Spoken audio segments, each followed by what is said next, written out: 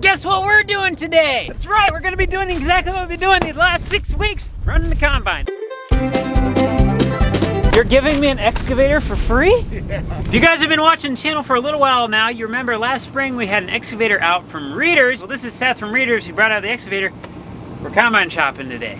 Absolutely. This is a little interesting. We have 2 varieties of corn. I wonder where the split is. That's incredible. One must have been able to handle the wind a lot better because, oh, I'm off a roll. Cameraing and driving, don't do it. Oh, I got my camera back. I am back. Sable's up there waiting for me. I got to get the truck up there so she can dump some corn on it. It's actually a beautiful, beautiful day. I didn't look at the temperature. I'm guessing maybe 45, 50 degrees, but it feels very nice. Actually, this morning I did thank Sable. Our hours have been crazy. She turned in for 21 days. Her average hours were 14.5 hours. So I wanted to make sure she knew we really, really appreciate that because we know when things are busy, sometimes we forget to thank, and she's a big part of our operation. We could not do it without her. Now that I'm talking good, she'll probably run into our truck. I was just looking to see if we still had an auger.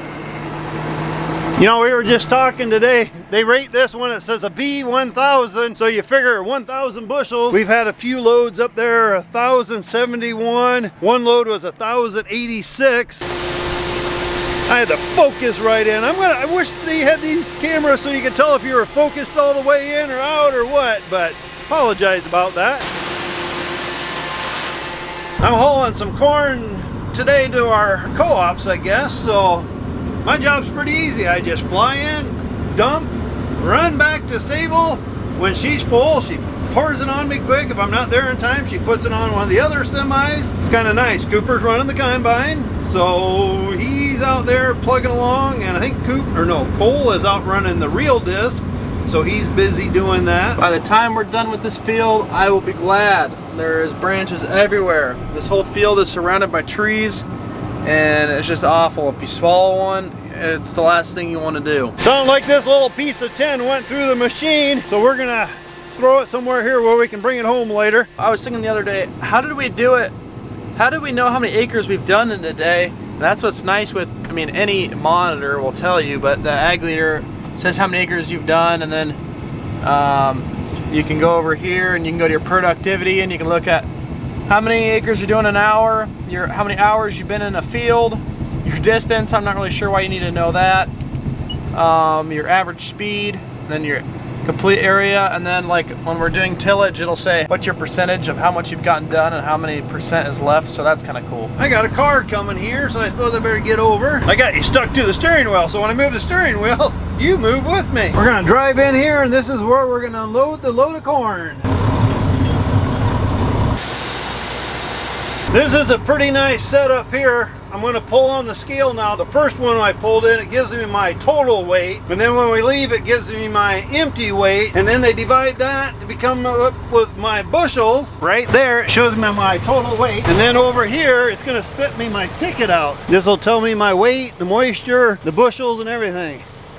Comes right to me. So that's pretty nice. If it's rainy out or anything, I don't have to get out of my semi. Now we go back to the field and get another load of corn. Look at that. It's just about as beautiful as me. Just got a phone call from my daughter, Summer, so that was really nice. Thank you, Summer, for calling me. Watching some of these loads go in with the corn being kind of twisted up a little bit and stuff. Some of this corn, we're actually pulling it out by the roots, meaning the dirt and everything is coming up into the machine. I guess I'll see if I can give you a little demonstration here.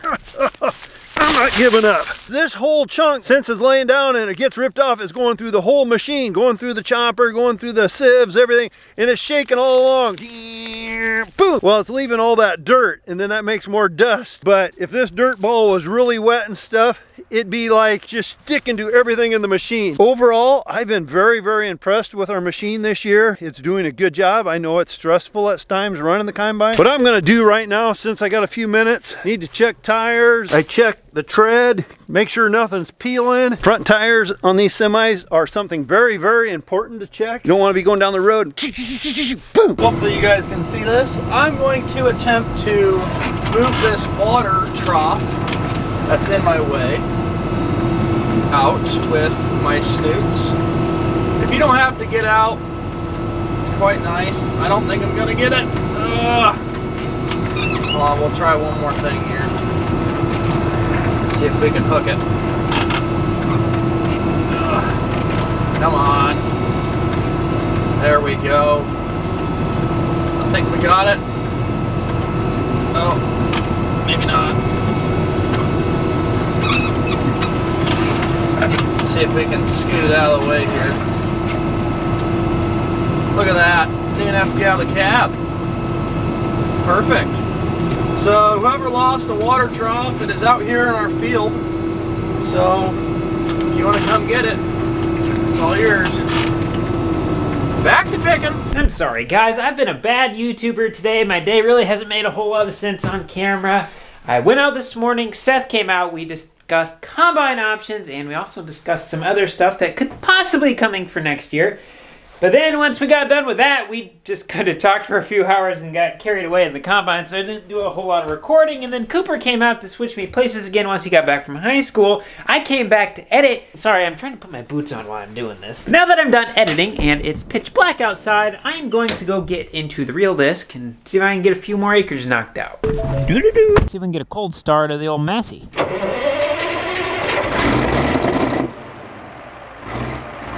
We're gonna let that warm up for a minute, and while I'm walking around here, I might as well explain kind of what I'm doing with the real disc. In the last video, people mentioned that it wasn't doing anything, but really the goal of it isn't to turn the ground super black. It's just to kind of mix this residue in with a little bit of topsoil. We're only disturbing the top 2 inches, and the whole point of it is just to help break this stuff down. So that way next year when we come in, we don't just have a carpet full of corn trash sitting on the ground, because it makes the ground stay really cold. And then when we plant soybeans into this, we won't get as good of a germination as we'd like. And it also just so happens to do a really good job of leveling out the fields and making them really smooth. Boogity, boogity, boogity, boys! I apologize if you can't really see me. The lens I have on this camera is a wide angle lens, and it does not do very well in low light conditions. And we just so happen to be in a low light condition. We're gonna fold this thing out quick and then go head down to the main heated shop and go work down there. Yesterday we had a wheel bearing go out, and we have not fixed that yet, but I am going to try to nurse it down the road really slow. Once I'm in the field, I'm fine because the weight of the disc is supported on all the blades and stuff. I just got out and looked at the tire that's on there, and one of them is flat. I'm not gonna lie, I'm really tempted to drive this thing down the road unfolded, but it's not a very safe option because if I were to meet a car that popped the hill and didn't know that I was unfolded, they could hit the disc. That could be a bad situation. I got a better idea. I'm just gonna call for a lead car, that way we can block traffic. Hello. You wanna be a lead car driver for me? I don't care where you're at. All right, we got a pace car. Probably not the smartest thing I've ever done, but I do have a leader car in front of me. He's up at the corner right now. He's blocking traffic, and then he'll sit on top of the hills, make sure nobody can come over. We're a little wide. We are definitely a little wide. We are quickly approaching my first obstacle.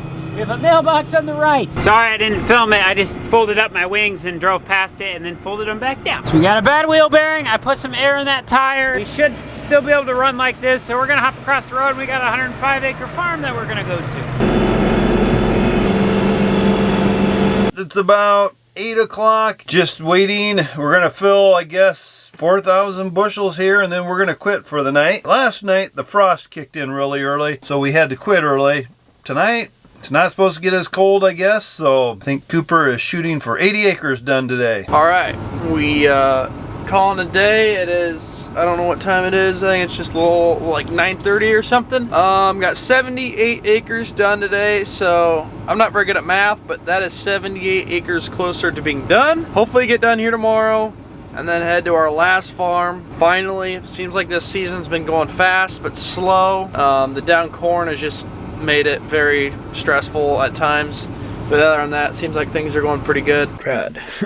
Pretty sure I just ran out of fuel. Good news is Daddy Cornstar lives right there, and even better news is Cooper's showing up with the fuel trailer. Okay, moment of truth.